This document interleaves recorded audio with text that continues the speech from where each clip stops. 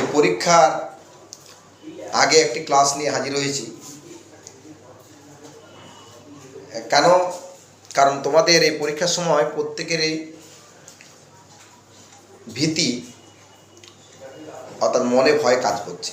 ভয়ের কারণে তোমাদের যে পরীক্ষার সিলেবাস সেটা তো অনেকটাই কমিয়ে দেওয়া হয়েছে, এবং এই সিলেবাসগুলো ধরে ধরে যদি তোমরা প্রতিটি অধ্যায় পড়াশোনা করো তাহলে তোমরা প্রত্যেকে ভালো নম্বর পাবে। আমি সংস্কৃত বিষয়ে বলি একটু, কেমন প্রশ্ন যে ধরনগুলো হতে পারে সেটা নিয়ে আজকের ক্লাসটি। যে প্রশ্ন কীরকম আসতে পারে অনেকের ধারণা নেই, যে প্রশ্ন প্যাটার্ন কী হতে পারে সেটাই আমি তোমাদের ভাগ ভাগ করে বোঝাবো যে প্রশ্ন কী ধরনের আসতে পারে। ধরো ফুল মার্ক 50, এই 50 নম্বরের মধ্যে কি ধরনের প্রশ্ন আসতে পারে সেটাই আমি আলোচনা করছি। প্রথমে প্রশ্ন থাকে সবথেকে গুরুত্বপূর্ণ বঙ্গানুবাদ। প্রথমেই বঙ্গানুবাদ কিন্তু তোমাদের প্রশ্ন আসে। এই বঙ্গানুবাদটা কি?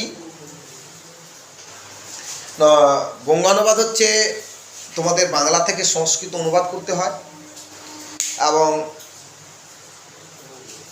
এটা ওয়ার্ড টু ওয়ার্ড, অর্থাৎ তুমি যদি একটু ভুল করে থাকো তাহলে সেখানে নম্বর কাটা যায়। সব সময় খেয়াল করতে হবে যে বঙ্গানুবাদটা থাকবে সে বঙ্গানুবাদটা যেমন সঠিক হয়। যেমন আমি কিছু বঙ্গানুবাদের কথা বলি। ক্লাস 6 অর্থাৎ ষষ্ঠ শ্রেণীর জন্য যেমন তোমাদের অনেক প্রথম অধ্যায়ে সংস্কৃত অনেক শব্দের অর্থ রয়েছে।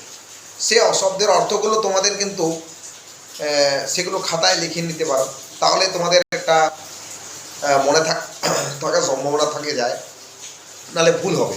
যেমন তোমাদের দেখবে অনেক শব্দের অর্থ একই হয়। যেমন আমি একটু বলছি, ভুজঙ্গ, ভুজঙ্গ মানে সাপ। উরগ, উরগ মানে সাপ। সর্প, সর্প মানে সাপ। ফণাধর, ফণাধর মানে সাপ।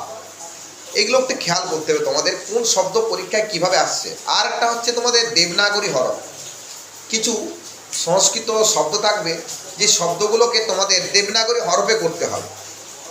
এই দেবনাগরী হরফে তোমরা যদি সঠিকভাবে করো তাহলে পরীক্ষায় নম্বরটা অঙ্কের মতো একদম সঠিক নম্বর যা আছে 5 থাকলে 5-এর 5 পাবে। কীরকম পরীক্ষা পড়তে পারে? ধরো শিক্ষক, এটা শব্দটা দিল, বললো যে তোমাদের দেবনাগরী হরফে লেখো, তখন তোমাদের এটা লিখতে হবে শিক্ষকটা। আবার হয়তো দেখা গেল কিছু স্যাররা হয়তো ওখান থেকে কিশলয়, কিশলয়টা বললো তোমাদের লেখো দেবনাগরীতে, তোমাকে লিখতে হবে। এই ধরনের কিছু প্রশ্ন আছে ষষ্ঠ শ্রেণীদের জন্য। আবার তোমাদের কিছু বাংলা থেকে সংস্কৃত অনুবাদ পড়বে পরীক্ষা, সেগুলো খেয়াল রাখবে, সেখানে নম্বর বেশ ভালো নম্বর থাকে, 2-3 নম্বর।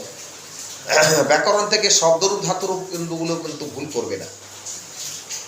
শব্দ ধাতুরূপের ক্লাস আমি আগেও বলেছি যে তোমাদের দুটো লোকার আছে, লট লোকার এবং লিড লোকার।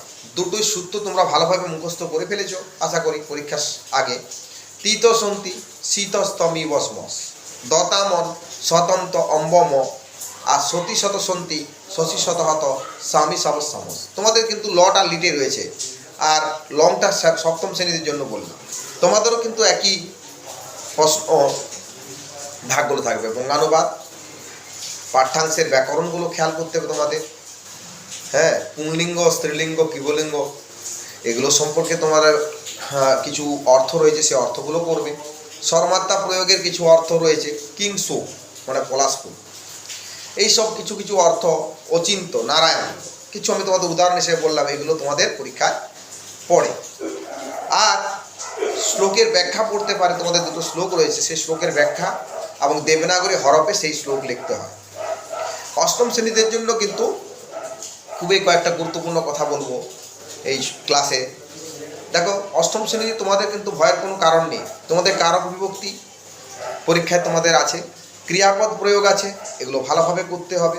কারক বিভক্তি কী কী পরীক্ষায় পড়ে এক ধরনের উদাহরণ দিতে বলে, আর কারক নির্ণয় করতে বলে।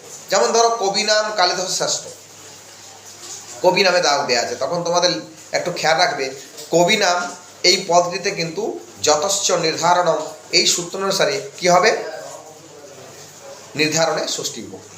কবিষু কালেদ শ্রেষ্ঠ, যখন কবিষু থাকবে তখন তোমাদের কি করতে হবে, তখনও কিন্তু যতশ্চ নির্ধারণম একই সূত্র, তখন নির্ধারণে সপ্তমী বিভক্তি হবে। এভাবে তোমাদের আবার কিছু উদাহরণ পরীক্ষায় পড়ে, হয়তো বললো জেনাঙ্গ বেকারে তৃতীয়ার উদাহরণ দাও, স্বপৃষ্ঠেন কুব্জ, সে পিঠে বাঁকা, যে অঙ্গের বিকার হয়, এ ধরনের কিছু প্রশ্ন তোমাদের পরীক্ষায় পড়ে। এছাড়াও তোমাদের ক্রিয়াপদ প্রয়োগ থেকে পড়বে, যে ক্রিয়াপদ সঠিক শূন্যস্থানে সঠিক ক্রিয়াপদ বসাও, এই ধরনের প্রশ্ন কিন্তু তোমাদের পরীক্ষায় পড়ে। আবার লক্ষ্য রাখবে যে তোমাদের 4টি শ্লোক রয়েছে এবারে, যেমন সুভাষিতামালা থেকে 2টো শ্লোক, আর বিদ্যাপ্রশস্তি থেকে 2টো শ্লোক। যদিও শ্লোকগুলো তোমরা পড়েছো, এই চলচ্চিত্তং চলচ্চিত্তং চলজ্জীবন যৌবনং চলাচলমিদং সর্বং কীর্তিয়স্য সজীবতি উদ্যমেন হি সিদ্ধন্তি কার্যানি নমনরথই নয় সুক্তস্য সিংহস্য ভবিষ্যন্তি মুখে মেঘা। এগুলো যদি অর্থ পড়ে তোমাদের টু দ্য পয়েন্ট যে কথাটা বলা হয়, অর্থাৎ ওয়ার্ড টু ওয়ার্ড মিনিং সুন্দরভাবে যদি তোমরা মিনিংগুলো করো, তাহলে সেক্ষেত্রে তোমরা পরীক্ষায় বঙ্গানুবাদের নাম্বারটা পেয়ে যাবে।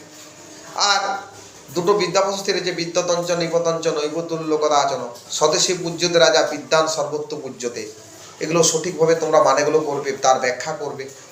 হ্যাঁ, ধাতুরূপ শব্দগুলো তোমরা কিন্তু খেয়াল রাখো, তোমাদের 5টা লকার পাঠ্য রয়েছে। লট মানে বর্তমানকাল, লোট আদেশ অনুজ্ঞা, বিধিলিঙ্গ উচিত অর্থে, লং অতীতকাল, হ্যাঁ লিট ভবিষ্যৎকাল, এই নিয়ে তোমাদের, আর লং অতীতকাল, এই 5টা লকার তোমাদের পাঠ্য রয়েছে। 5টা লকারে কিন্তু সূত্রগুলোকে ভালোভাবে খেয়াল করো।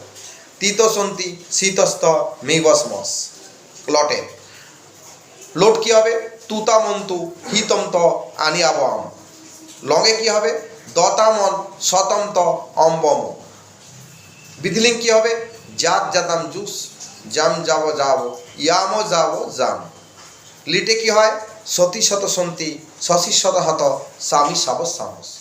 লঙে কি, দতামন শতন্ত অম্বম। এগুলো তোমাদের সূত্রগুলো খেয়াল রাখবে ভালো করে, তাহলে কিন্তু তোমরা ধাতুরূপের কিন্তু সম্পূর্ণ নাম্বারটাই তোমরা পাবে পরীক্ষাতে। তোমাদের ভয়ের কোনো কারণ নেই। আমাদের প্রশ্ন প্যাটার্ন সম্পর্কে কিছুটা মানে আলোচনা করলাম। আবার পরবর্তী ক্লাসে তোমাদের যে কী ধরনের প্রশ্ন হবে সেটা আমি বোর্ডে লিখে কিছু বোঝানোর চেষ্টা করব, তোমরা এটা দেখবে। এই পর্যন্ত ক্লাসটা থাকলো আজ।